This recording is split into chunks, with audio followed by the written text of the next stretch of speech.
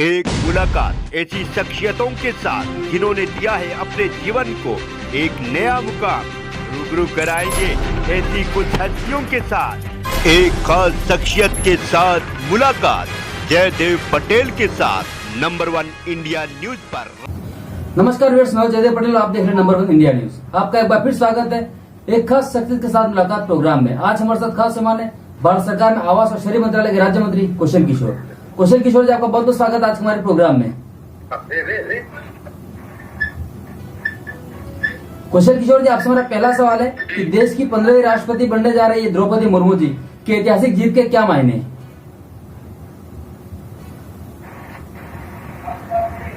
देखिए, एनडीए ने भारतीय जनता पार्टी के नेतृत्व में, आदरणीय प्रधानमंत्री जी के नेतृत्व में, माननीय नड्डा जी के नेतृत्व में श्रीमती द्रौपदी मुर्मू जी को, जो विधायक भी रही हैं, मंत्री भी रही हैं और राज्यपाल भी रही हैं, उनको राष्ट्रपति पद का उम्मीदवार बनाया। लोगों ने भारी संख्या में वोट दिया और चूंकि जनजाति समाज की है, लगभग पूरे देश 7 करोड़ जनजाति समाज की है,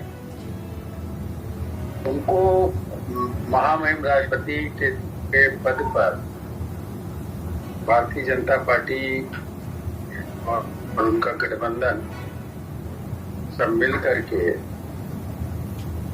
उस पद पर पहुंचाने का जो काम किया है, एक अभूतपूर्व कार्य है। और मैं समझ रहा हूं कि एक समाज में और जो लोग भी सभी को चाहते हैं कि लोकतंत्र की मान्यता में सबको हक मिले, सबको अधिकार मिले, सबको मौका मिले, ये काम हमारी पार्टी ने, एनडीए ने, माननीय प्रधानमंत्री जी ने करने का काम किया। मैं बहुत बहुत बधाई देता हूं श्रीमती द्रौपदी मुर्मू जी, जो अब महामहिम राष्ट्रपति जी चुनाव, जिन लोगों ने वोट दिया उनका भी मैं आभार व्यक्त करता हूं, धन्यवाद देता हूं, अभिनंदन करता हूं। 25 तारीख को, 25 जुलाई को जब वो शपथ ग्रहण करेंगी तो उसके बाद उस महामहिम राष्ट्रपति के पद को ग्रहण करने का काम करेंगे। मैं समझ रहा हूं कि ये एक देश उनके नेतृत्व में एक महान देश बनेगा और देश को और ऊंचाइयों पर ले जाने का काम करेंगे, क्योंकि श्रीमती द्रौपदी मुर्मू जी का बड़ा त्याग और बलिदान भी है उनके जीवन का। कई चीजों में उनके जीवन में 3 बच्चे उन्होंने अपने खोए, खुद वो, उनके पति भी, वो खोया उन्होंने, लेकिन उसके बाद भी चट्टान की तरह अडिग पंडित दीनदयाल उपाध्याय जी के मिशन को, अंत्योदय को पूरा करने में, डॉक्टर श्यामा प्रसाद मुखर्जी जी के, डॉक्टर अंबेडकर जी के मिशन को, लोगों के चेहरे पे मुस्कान लाने के लिए, लोगों को उनकी लोकतांत्रिक तरीके से काम करते हुए जनता के हित के लिए उन्होंने बहुत त्याग करने का काम किया है और उसी का परिणाम है माननीय प्रधानमंत्री जी ने और हमारी पार्टी ने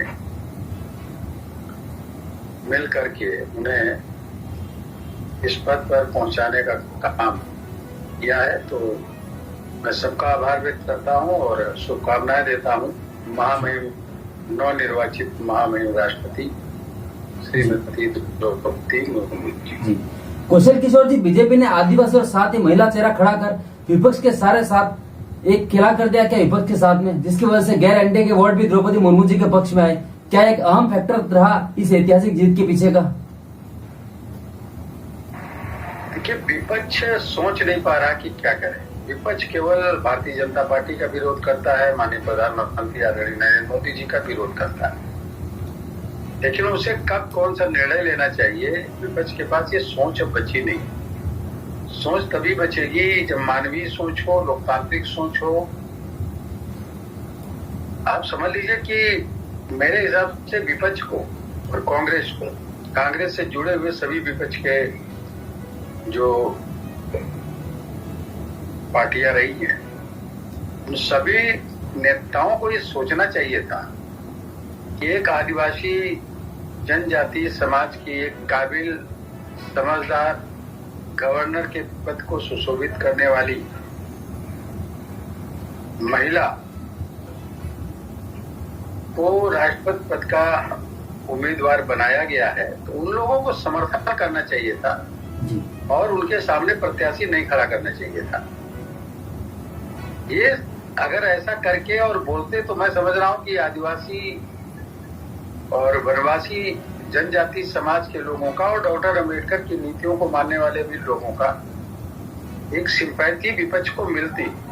वो सिंपैथी उन्होंने खो देने का काम किया है और गलत निर्णय था विपक्ष का, मगर गलत निर्णय इसलिए उन लोगों ने गलत से गलत निर्णय करते जाते हैं, बोलते जाते हैं, क्योंकि वो मोदी जी की जन हितकारी नीतियों को, जनता के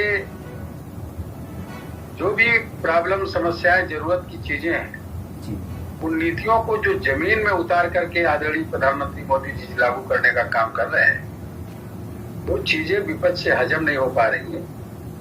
इसलिए जो भी काम, बेहतर से बेहतर काम आदरणीय प्रधानमंत्री नरेंद्र मोदी जी या भारतीय जनता पार्टी की सरकारें करती हैं, उनका वो विरोध करने का काम करते हैं। जी, कौशल किशोर जी, विपक्ष जो द्रौपदी मुर्मू जी को लेकर तरह तरह के सवाल खड़े कर रहा था और इस तरह की बातें भी कर रहा था, तो इस पर आप क्या कहेंगे विपक्ष को? आप विपक्ष को की बात को हमारे जनप्रतिनिधियों ने श्रीमती द्रौपदी मुर्मू जी को वोट देकर के वो जवाब दे दिया। यहाँ तक के कांग्रेस के और विपक्ष के कई सांसद, विधायकों ने, अल्पसंख्यक समाज के भी विधायकों ने और मुस्लिम समाज के भी कुछ विधायकों ने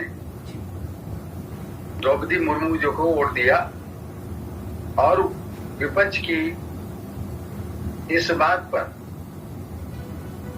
उनके साथ खड़े नहीं हुए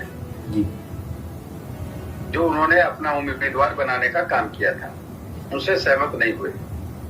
तो यही कारण था कि क्रॉस वोटिंग विपक्ष की तरफ से हुई और मुर्मू जी को वोट मिली। जी, कौशल किशोर जी, आपसे मेरा क्लोजिंग क्वेश्चन है कि राष्ट्रपति चुनाव में एनडीए की जीत का 2024 के लोकसभा चुनाव पर कितना असर पड़ेगा? देखिए, हमारी पार्टी सेवा ही संगठन के तहत लगा काम करती है। जो 7 करोड़ के आसपास आदिवासी, वनवासी और जनजाति समाज के लोग हैं, उसमें सभी लोग भाजपा के और भाजपा के गठबंधन एनडीए को आने वाले समय में समर्थन करेंगे, भविष्य में भी समर्थन करेंगे। आप देखे होंगे कि आज जनजाति समाज के लोग ढोल नगाड़े बजा रहे हैं, नृत्य कर रहे हैं, अपने अपने कल्चरल के नृत्य कर रहे हैं। गांवों से लेकर के जंगलों तक, पहाड़ों पर जो आदिवासी, वनवासी, जनजाति समाज के लोग रह रहे हैं, आज वो उत्सव मनाने का काम कर रहे हैं। होली का त्योहार की तरह सभी लोग रंग और गुलाल खेल रहे हैं, मिठाइयां बांटने का काम कर रहे हैं। जनजाति समाज का सम्मान बढ़ा है। देश के राष्ट्रपति के पद पर बैठाया, पहुंचाया है हमारे जनप्रतिनिधियों ने, और इसलिए आदिवासी, वनवासी समाज, जनजाति समाज के लोग खुशी मना रहे हैं। और मैं समझता हूं कि सभी लोग हृदय से आभार व्यक्त कर रहे हैं उनका।